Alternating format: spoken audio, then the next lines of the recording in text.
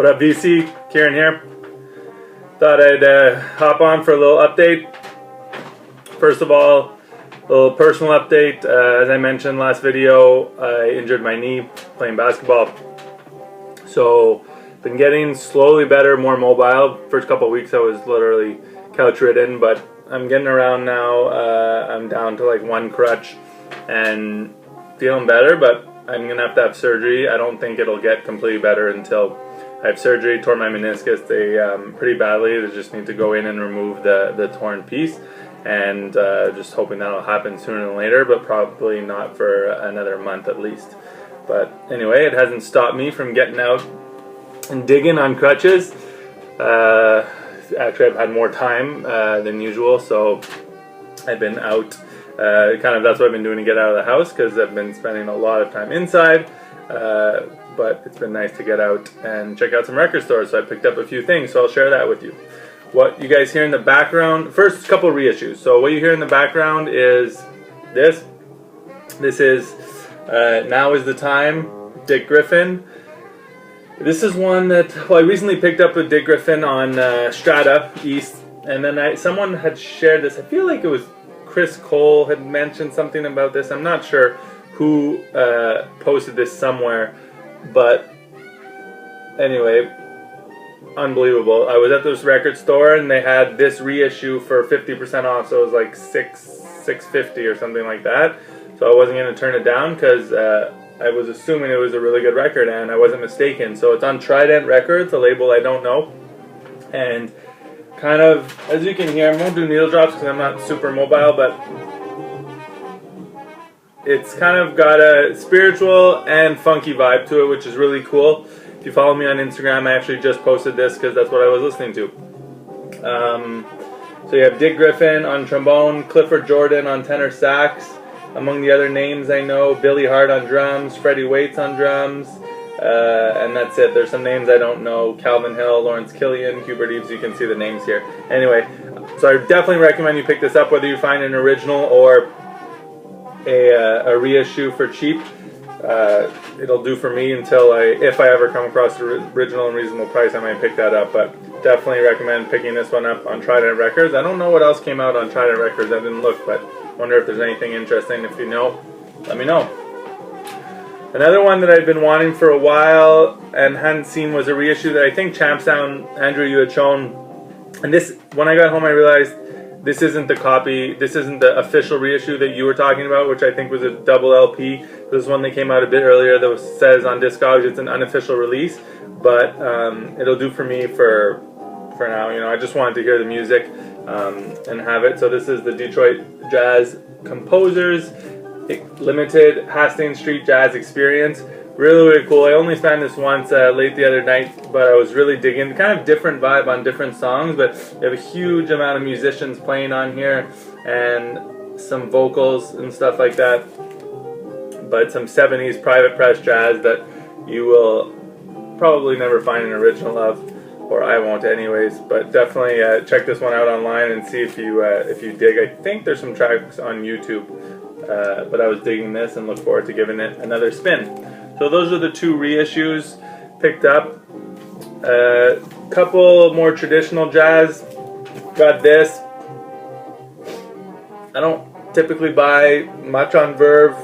Not that I don't like the label, or Bill Evans. Not that I don't like him, but this one, the cover really kind of drew me in. I really, really like the cover, and I gave it a listen, and I really enjoy the music. It's a bit more low key, but really, really nice. And especially, I can't remember what is the first track on side 1 or 2, but there's something there that needs to be sampled that's awesome. Some killer bass with Bill Evans, Shelly Manne, and Eddie Gomez on bass.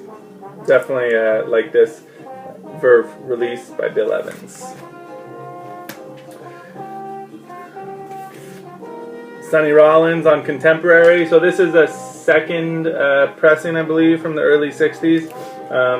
So it's on, instead of the yellow or orangey Contemporary, it's on a black, and this is a Canadian press, but it's an early pressing from the 60s, and you have here Hampton Hawes, Shelly Manne again, Leroy Vinegar, Barney Kessel, and I really enjoy the music on this. Not in the best shape, but to find a early pressing of this Sonny Rollins record for, I think it was $6, and it's a very playable copy. There's some songs with a bit of surface noise, but definitely a great record. So definitely, if you're into Sonny Rollins and this period of jazz, this one's worth checking out. I'm sure many of you know it. Next one of my favorite artists, and funny story, I had seen this record in the record store, I think in the summer, and I had gone back for it to see if I could find it. I guess a couple months later, I couldn't get back to the store, and it was gone. I was kind of disappointed because it's a record that I'd never seen before in store. I mean, I knew about it, but then I was digging there this weekend, and there it was, and it's the same copy for sure. So, and I had hunted with the guy working there at the time looking for it, and had no luck whatsoever, but I was happy to come across it. Cover's kind of beat up, and it's a second press, an early second pressing, but it's one of my favorite artists, and it's a double LP. I've only listened to one so far, the first LP, and it blew me away. This is Lee Morgan live at the Lighthouse on Blue Note, and this is definitely Lee getting out there a bit more than he was in the 60s.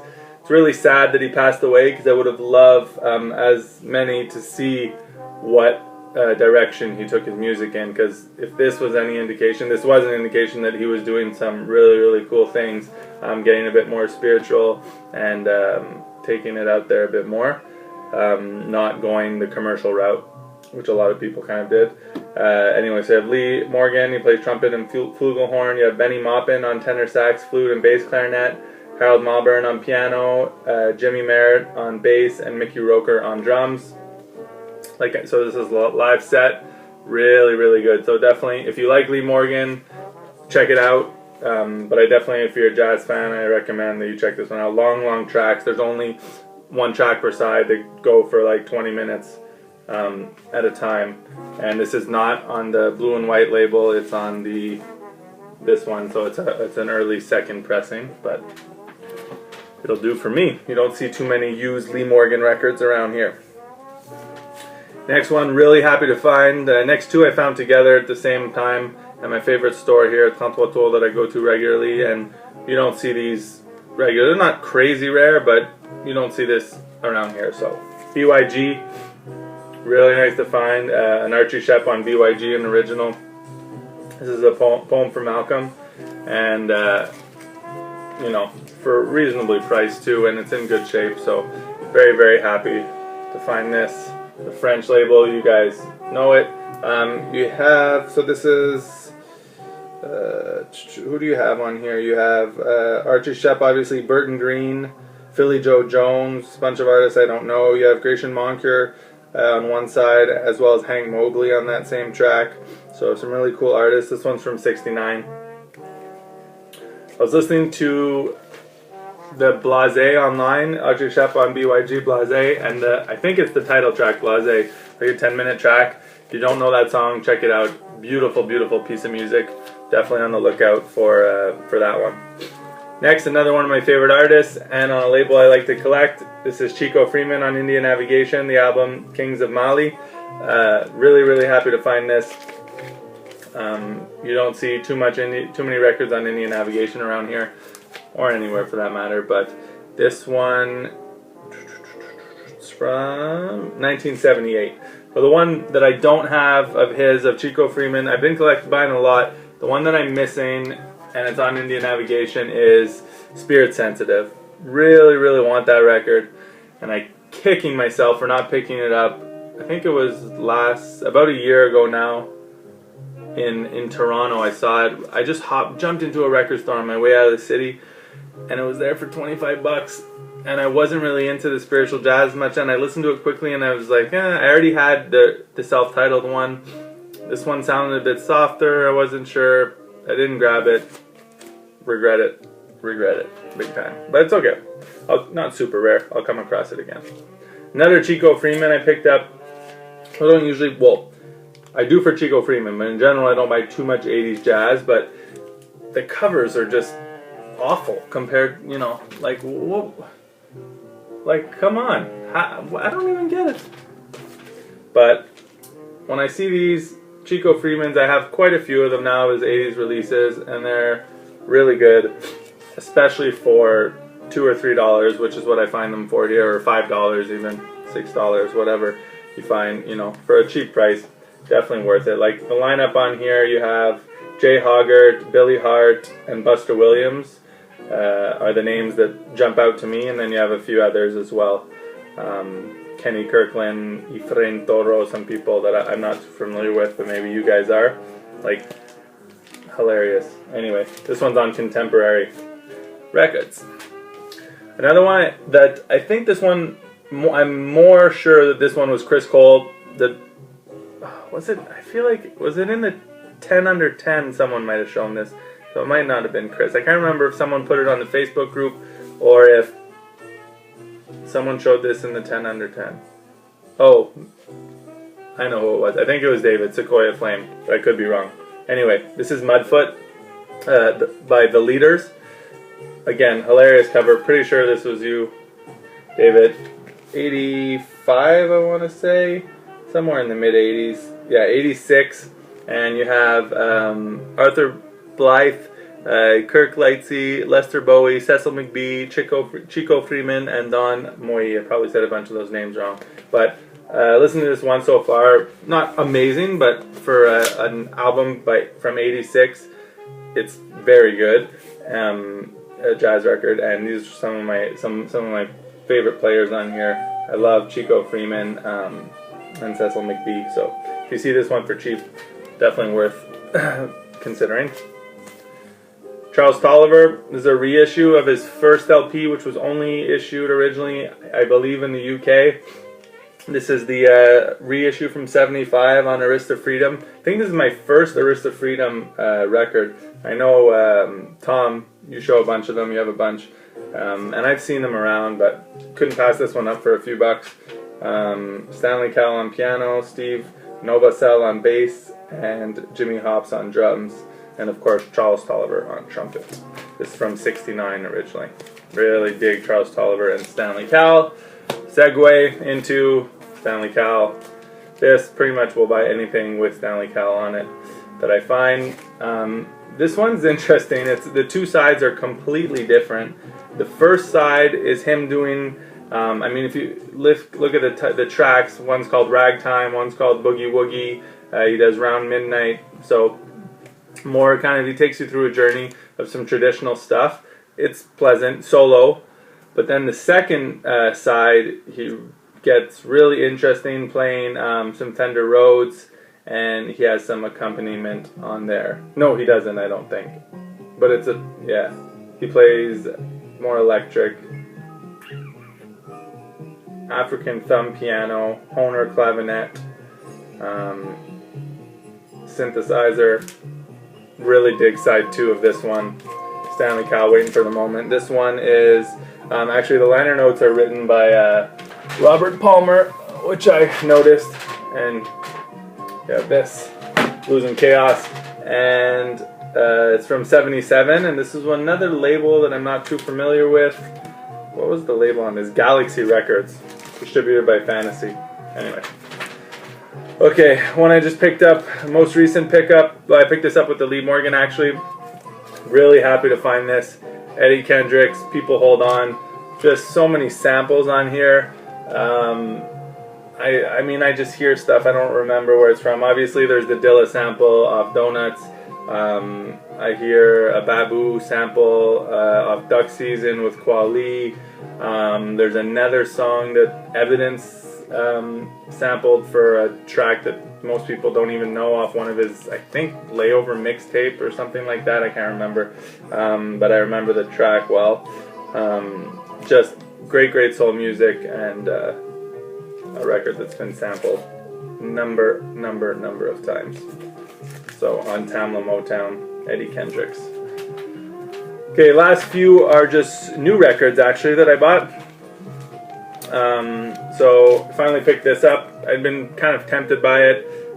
Obviously I love the record. I've heard it, I've listened to it a bunch, but I didn't have it on vinyl. I don't buy too much hip-hop vinyl, but I kind of went into the record store. It was, you know, had been cooped up inside, and I kind of just grabbed a whole bunch of stuff. Some new records, which I don't usually buy too often. I usually buy more used records. Anyway, so I picked up this. You guys don't need to say much about that. You guys know about Kendrick Lamar and To Pimp a Butterfly. He just recently released the kind of demo tapes, Untitled, Unmastered. Picked this up, Run the Jewels 2. Love this. The more I listen to it, I hadn't listened to this a ton, but I really, really love Run the Jewels. If you're into hip hop at all, even if you're not, it's interesting to listen to this. It's very different. Makes me want to pick up Run the Jewels 1 on vinyl. Obviously, they reissued it. Picked up this finally. Obviously, it's not the first pressing run that they did, but Record Store had it, so I figured why not? Everyone's talking about it. I listened to it online, and I dug it, and I definitely dig it when I listen to it on vinyl, which I've only done a couple times, but I'm looking forward to kind of sitting with this one and absorbing it some more, but I don't need to say too much about that. David Bowie, Black Star, and another one from last year, released from last year that I really, really enjoyed. Might not be for everyone, more kind of classic soul. He's been compared a lot to Sam Cooke, which I have mixed feelings about. I love, not Sam Cooke, but the comparison. And that, you know, he's the first to kind of do this retro style, but he's not, because, I mean, other people have done it, notably Raphael Sadiq. But this is an incredible record nonetheless. Leon Bridges, Coming Home.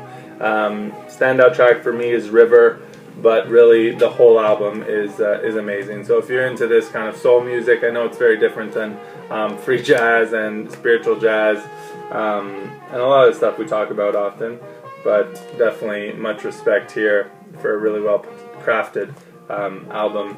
Beautiful voice. So that's it for me. Those are all the records. Pretty solid stack. I'm gonna kind of sit back and absorb them, take them all in, and that's it. I'll be back at some point with another update, and hope everyone's well. Spring is coming, pretty much here. Snow's almost gone. It's above zero.